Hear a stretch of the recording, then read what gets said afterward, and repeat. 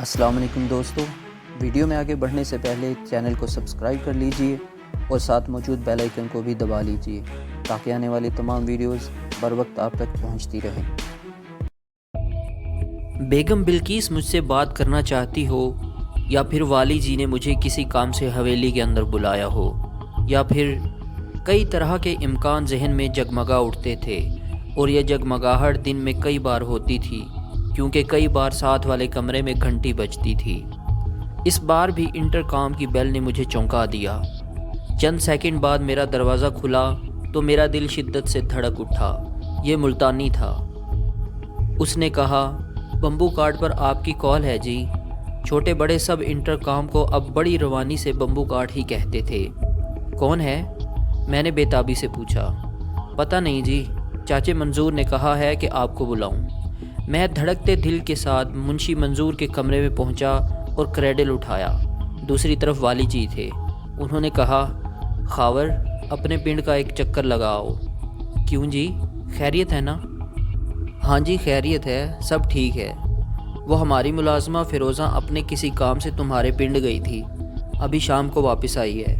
वो तुम्हारी वालदा से भी मिली है। तुम्हारी वालदा ने ही कहा है कि खाविर आकर मिल जाए। वाली जी से बात ख़त्म करने के फ़ौरन बाद मैंने घोड़ी पर काठी डलवाई और पिंड जाने के लिए तैयार हो गया। कच्चे कमरे में लालटेन की मध्यम लो थी। आरफा बड़े लाड से मेरी गोद में सर रखकर लेटी हुई थी। बेबे जी के चेहरे पर एक बोझल सी कैफियत थी, जैसे वो कोई गंभीर बात कहने वाली हों। मैं सवालिया नज़रों से उनकी तरफ देखता चला जा रहा था। आखिर उन्होंने लंबी सांस लेकर कहा, खावर पुत्र, मेरा दिल चाहता है कि तू ये नौकरी छोड़ दे। बस तू हमारे पास आ जा। हमें नहीं चाहिए इतने ज़्यादा पैसे। पता नहीं अब कितने दिन जीना है और मैं तुझे अपनी आंखों के सामने देखना चाहती हूँ। लेकिन बेबे जी, नहीं, मैंने अब तेरी बात नहीं सुननी। तेरा वहाँ जो काम है बस 1-2 हफ्ते में निबेड़ ले।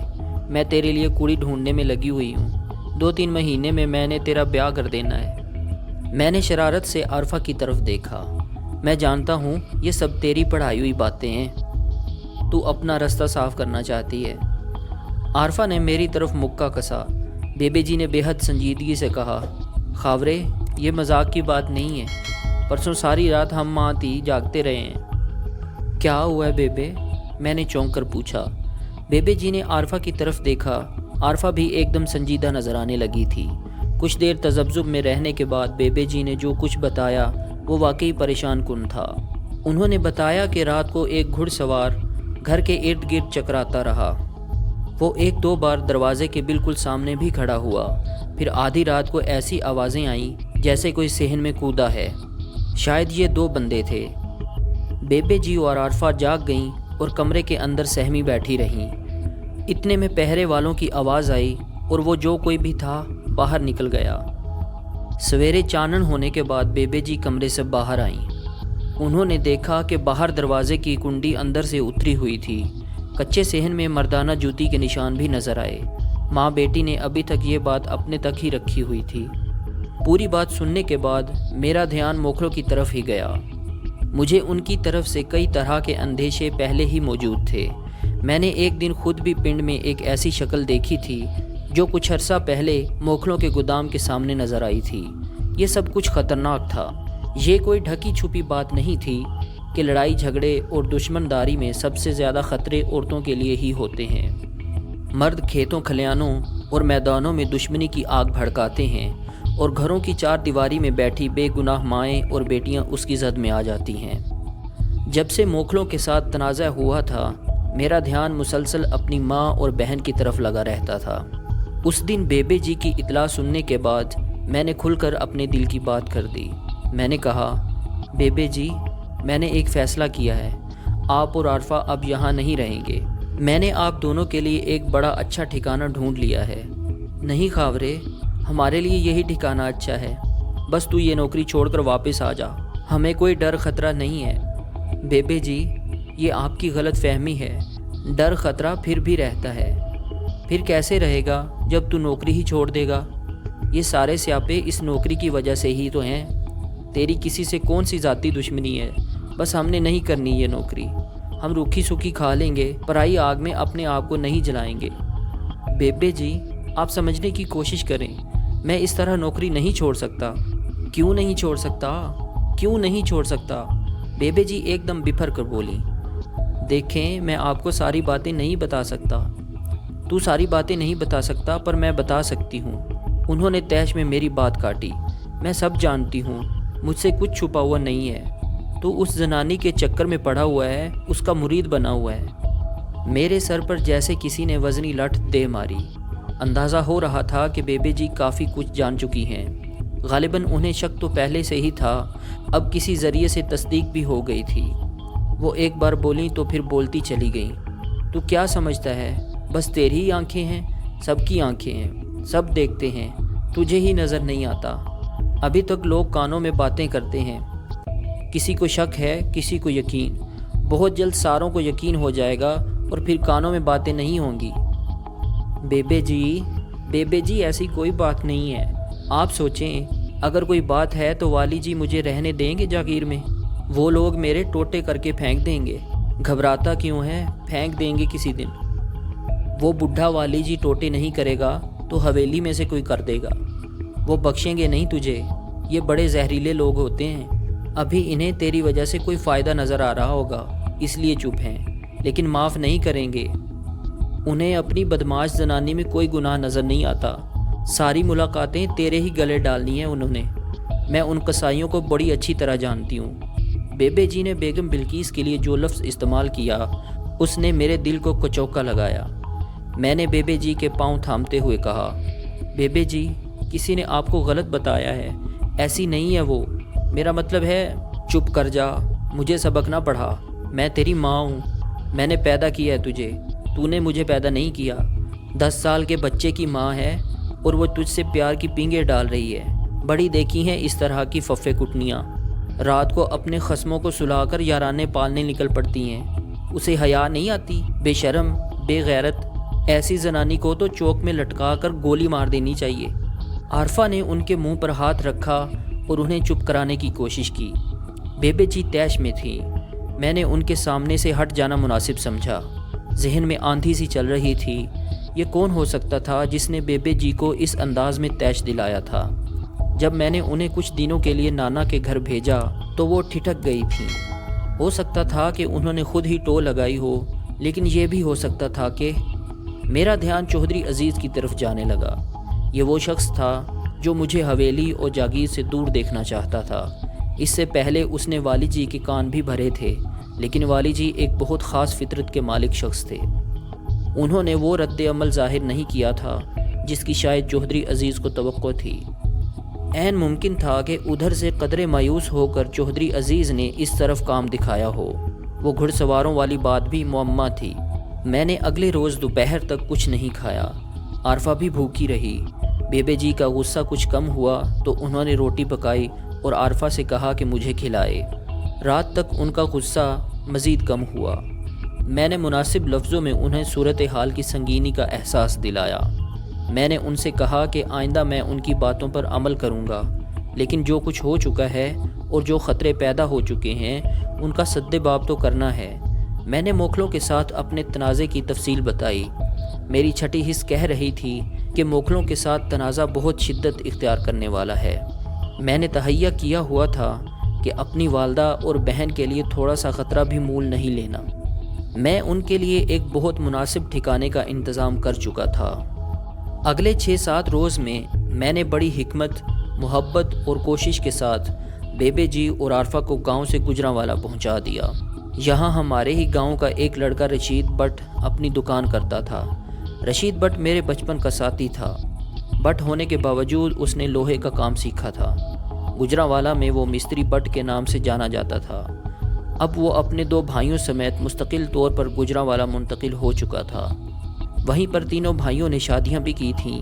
رشید بٹ پر مجھے بے حد اعتماد تھا۔ جس روز میں والدہ اور بہن کو گجرانوالا میں چھوڑ کر واپس پنڈ پہنچا، اسی روز موکھل پاشا سے میری ملاقات بھی ہو گئی۔ یہ بڑی ڈرامائی ملاقات تھی۔ میں تانگے پر سوار جاگیر کی طرف جا رہا تھا۔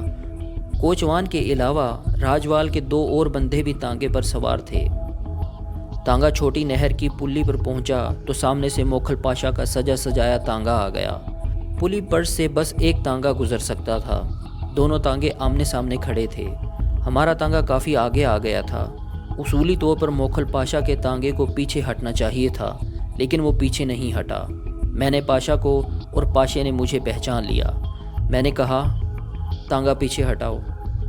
पाशा की भूरी आंखों में बिजली सी चमकी।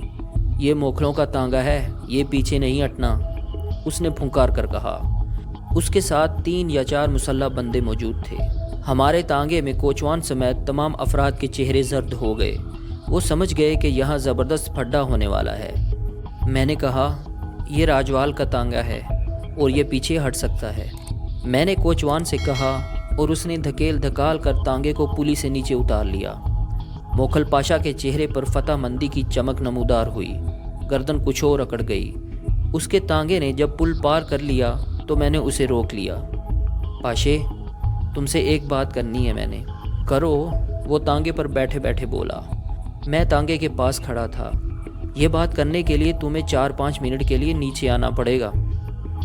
उसने चौकन्नी नज़रों से इर्द गिर्द का जायज़ा लिया। चारे के 2 फीट ऊंचे खेतों में दूर तक कोई मुतनफ़्फ़स दिखाई नहीं देता था। हमारे तांगे में मौजूद बंदों के पास भी कोई हथियार नहीं था। मैंने पाशे की मज़ीद तसल्ली के लिए कमीज़ के नीचे से अपना पिस्तौल निकाला और उसकी सारी गोलियां निकालकर उसे अपने तांगे की सीट पर रख दिया। कुछ ही देर बाद मैं और मोखल पाशा पुली से कुछ दूर पराली के एक बहुत बड़े ढेर के अकब में खड़े थे। पाशे की भूरी आंखों में अय्यारी और खबासत चमक रही थी। क्या कोई ख़ास बात है? पाशे ने पूछा। मैंने असबात में सर हिलाया। मुझे अंदाज़ा हो गया कि मेरे बात करने से पहले ही पाशा जान गया है कि मैं समीना के बारे में कुछ कहने लगा हूँ। शायद समीना ने उसे शामपुर में मेरी आमद के बारे में बता दिया था और ये भी बता दिया था कि मैं इस मामले की तफ्तीश में लगा हुआ हूँ। मैंने गौर से उसका तिमतिमाता हुआ चेहरा देखा और मेरे अंदर आग सी सुलगने लगी। यही शख्स था जिसने अम्मा दिलशाद की बेआसरा बेटी शादा को ताराज किया था और अब उसकी छोटी बहन समीना को अपनी हिर्स के जाल में जकड़ रहा था। हाँ, यही था जो गिरगिट की तरह रंग बदलता था और बेरहम अयारी की सारी खुसूसियात अपने अंदर रखता था। मैं अंदरूनी गज़ब से फट पड़ता तो शायद उसी जगह फ़ैसला हो जाता। वो मुझे गोलियों से छलनी कर देता या मैं उसकी टांगें चीर देता। लेकिन उसकी टांगें चीरने से भी अम्मा दिलशाद और उसकी रोती बिलकती बेटियों का मसला हल नहीं होना था।